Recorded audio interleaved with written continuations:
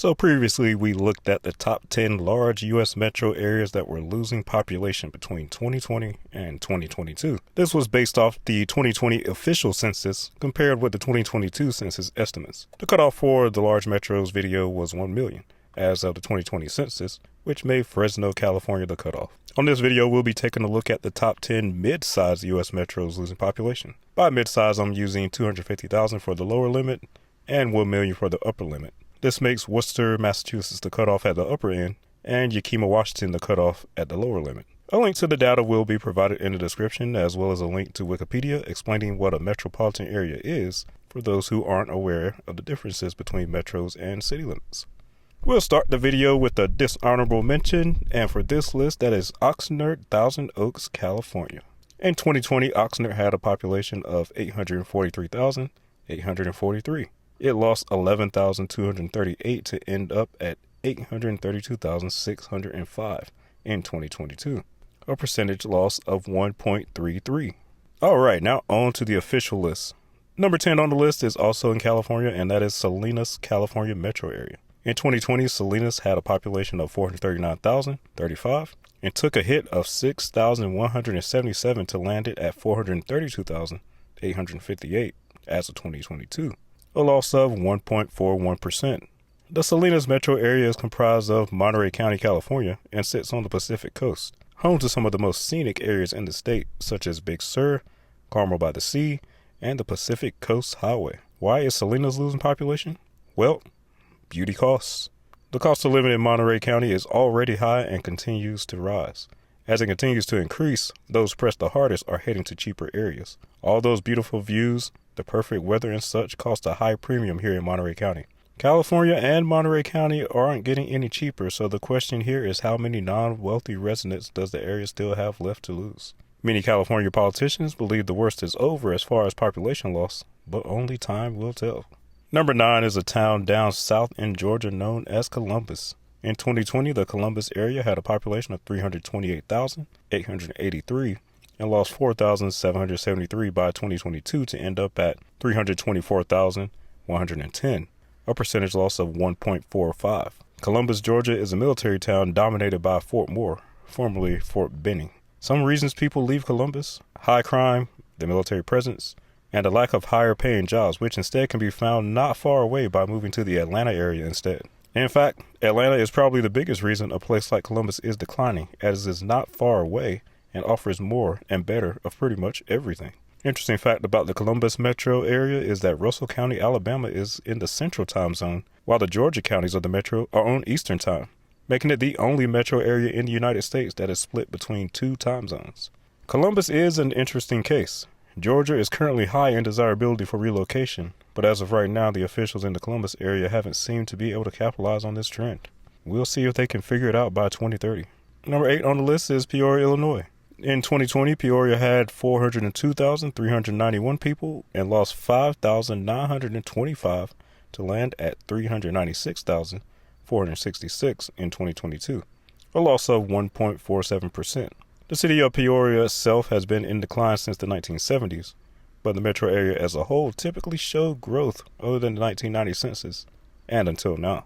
According to the Peoria Journal-Star, much of the area's woes can be blamed on being located in Illinois itself. The business and tax climate is harsh in this state, and many likely fled the area due to the state's management of the pandemic. And when your area is unfavorable to businesses, that means job loss, eventually an increase in poverty, and later an increase in crime, further fueling population loss. You get the picture. Also, the Peoria Metro is one of those in the U.S. where deaths outnumber births.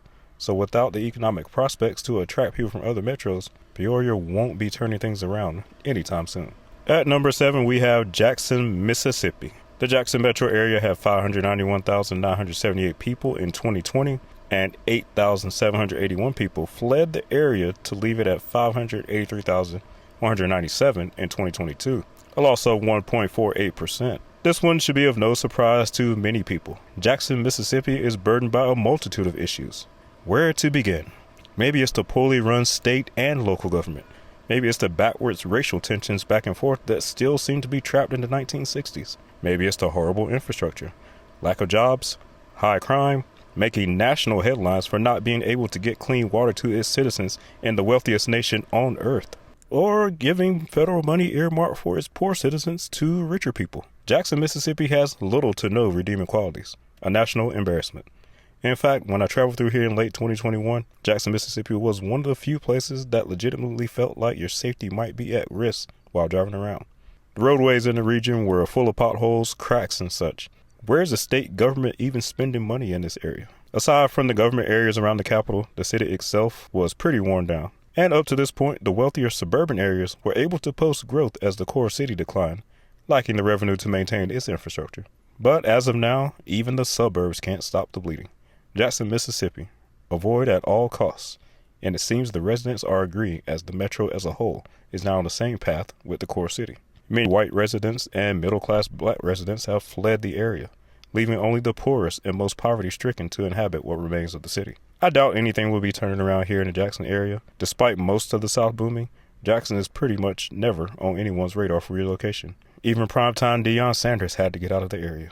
The state of Mississippi as a whole was one of only 3 states to lose population between 2010 and 2020. The state and city governments here should be ashamed of themselves. Number 6 is Huntington, West Virginia. The Huntington area had 359,862 in 2020 and lost 5,558 people to land at 354,304 in 2022. This was a loss of 1.54%.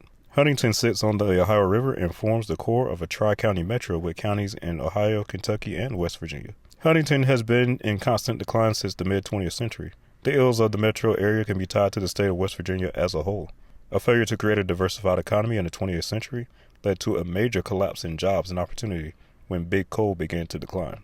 Despite having a university present, Huntington suffers from a lack of things to offer younger people, leaving the area with an aging population as its young people flee once they're old and capable enough to do so. Most people with skills or education also leave for states with better opportunities and more entertainment.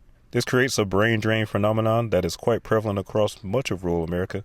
Geographically, Huntington is on the edge of Rust Belt territory and shares its undesirable climate, so it also misses out on the outflow of retirees as they choose states such as Florida, Tennessee, and the Carolinas instead.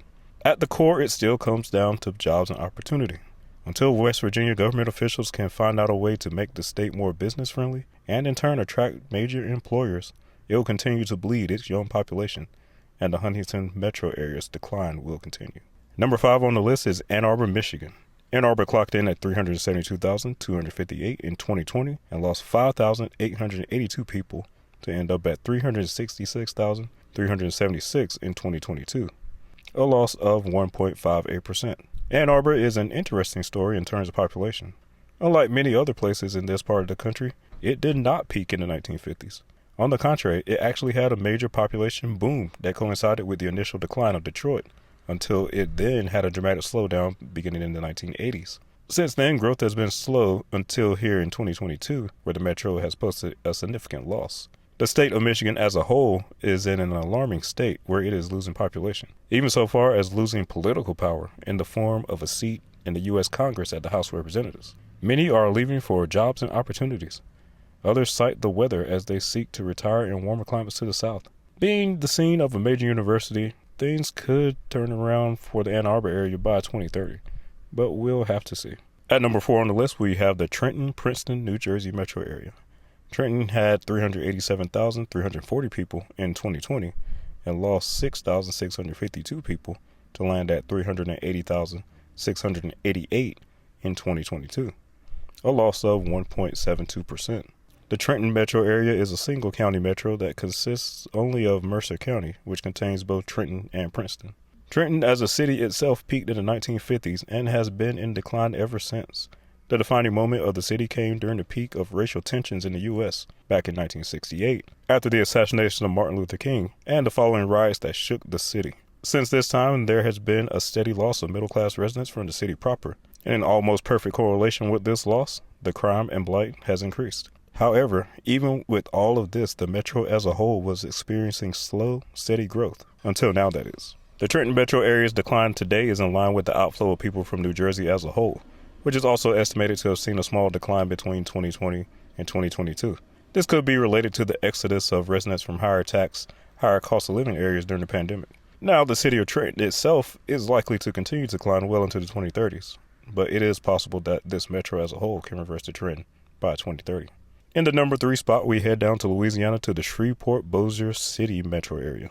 In 2020, Shreveport had a population of 393,406 and lost 8,252 people to put it at 385,154 people in 2022. This was a loss of 2.10%. What is causing the exodus of people from the Shreveport area? Jobs, lack of opportunity, and of course, crime rates in the city proper. While the situation on the ground looked pretty nice and somewhat promising around the downtown area when I visited, overall you can see the stagnation in certain parts of the city where the losses are probably occurring around here.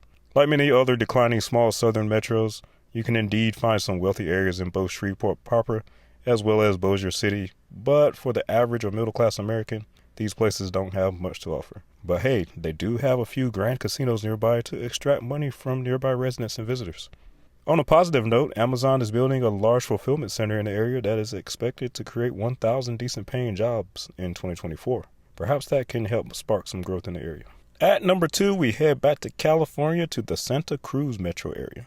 In 2020, Santa Cruz came in with 270,861 people and lost 6,491 people to end at 264,370 by 2022, a loss of 2.40%. The Santa Cruz metro area consists of the greater Santa Cruz County. It is a part of the larger San Jose, San Francisco, Oakland combined statistical area. As such, it suffers from many of the same ills that have caused it to lose residents as those larger metros. Santa Cruz is primarily impacted by its very high cost of living. Santa Cruz boasts the second highest cost of renters in the nation. It's so bad that UC Santa Cruz students are reportedly competing for spots in a trailer park. Also, with the rise of remote work, many have chosen to leave California and places like Santa Cruz for cheaper states such as Texas, Florida, and Virginia. Some reports are saying that many of these California counties are beginning to slow the losses and recover from the worst of the bleeding during the pandemic. But we'll see what the larger trend looks like on the 2030 official census. And the number 1 mid-sized metro losing population in these United States of America is none other than Charleston, West Virginia. Charleston's metro area had 258,859 people in 2020 and lost 6,945 people to come out at 251,914 in 2022, a loss of 2.68%. Charleston sits near the center of the U.S. state of West Virginia, and the decline of the city, the metro, the CSA, and the state as a whole for decade after decade is somewhat unmatched in the country. For all this whining and claims of blue state versus red state, California and New York versus Texas and Florida, etc., Charleston and West Virginia are often overlooked and totally ignored in most American media. Beginning around the 1960s, the state as a whole has seen an almost consistent decline in population, posting some of the most shocking losses in the United States. Huntington, which was number 6 on the list, is also included in the greater Charleston, West Virginia combined statistical area. The state as a whole had the most dramatic population loss of any state in the country, losing 3.2% of its population between 2010 and 2020. For reference, Mississippi and Illinois lost the second and third most during this time at 0.2% and 0.14% respectively. This loss cost the state yet another seat at the U.S. House of Representatives. It's almost as if West Virginia's woes have become an out-of-sight, out-of-mind conversation in the mainstream American media, as you probably haven't heard any of your preferred networks talk about this state in recent memory. So what is the problem with Charleston and the greater state of West Virginia as a whole? It has beautiful scenery. Driving up the West Virginia Turnpike in the fall, you'll see some of the most beautiful fall foliage east of the Mississippi. The cost of living is among the lowest in the country. So there are several reasons why people are probably leaving this area. High poverty rates, lack of jobs and economic opportunity, very high rates of drug abuse and addiction. In fact, West Virginia boasts the highest opioid drug addiction rate in the entire country. The decline of King coal, which West Virginia relied upon for its economy, hit the state hard and appears to have been the triggering event to set off the current trend of decline. When I traveled to Charleston back in 2021, the biggest thing that I noticed was just how much larger the city looked compared to what its population actually is. It's almost surreal as you can feel that the infrastructure was built for a much larger city than what it currently is today. I'm almost certain that the city struggles to maintain it. What can be done to reverse this trend and help West Virginia recover? That's the answer that no one seems to know. You see, once you get set into this cycle, is very difficult to reverse. The high poverty and sour prospects, along with high drug addiction rates, creates a vicious cycle that's difficult to reverse. The bright prospects and younger people who do grow up in the state typically move to other states for better opportunities, creating a brain drain effect that leaves a place like Charleston with an older, less skilled population. In fact, for the state of West Virginia, the 65 to 84 age group was the only one that grew in population between 2010 and 2020, just furthering and continuing the cycle of failure. West Virginia politicians either have not been able to figure it out, or maybe they don't care to. Either way, I don't see anything that suggests that West Virginia is going to turn a new leaf anytime soon. Recently, they had gone so far as to pay people to move to the state. It's pretty telling that even such a program couldn't convince significant numbers of people to relocate there. Such a shame, considering the natural beauty of the area. But on the bright side, you don't have to worry about traffic congestion if you decide to move here. And alright guys, there you have it, the top 10 declining mid-sized U.S. metros. Were you surprised by any of the metros on this list or their positions? Are there some metros that you were surprised didn't make the list? Which of these 10 metros do you think has the best chance to reverse the population loss trend by the 2030 census? Did you flee one of these metros? If so, why? Let me know in the comments. Thanks for watching. See you on the next one, coming soon to a town near you.